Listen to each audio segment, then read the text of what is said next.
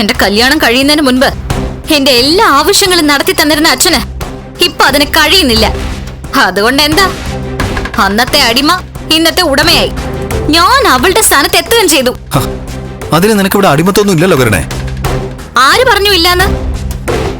സ്വത്തുക്കളും മറ്റും അവളുടെ പേരിലേക്ക് കൈമാറ്റം ചെയ്യാൻ പോവാന്ന് കണ്ണേട്ടൻ പറഞ്ഞു കഴിഞ്ഞു. ഇനി കൈമാറ്റം ചെയ്തോന്നറിയില്ല. അങ്ങനെയാണെങ്കിൽ അവളുടെ വീട്ടിലാ ഞാനും നിങ്ങളും നിങ്ങളുടെ അമ്മയൊക്കെ താമസിക്കുന്നത്. അന്യന്റെ വീട്ടിൽ അന്യന്റെ ചെലവിൽ കഴിയുന്നു എന്നർത്ഥം. ആ ജീവിതത്തില് ഒരു സുഖമില്ലെന്ന് ഉണ്ണിയേട്ടൻ മനസ്സിലാക്കണം. എന്റെ ഭർത്താവിന് അധികാരമുള്ള വീട്ടിലെ എനിക്കും തല ഉയർത്തിപ്പിടിച്ച് ജീവിക്കാൻ പറ്റൂ. ഇനിയിപ്പോ ഞാനൊരു തർക്കത്തിന് നിൽക്കുന്നില്ല.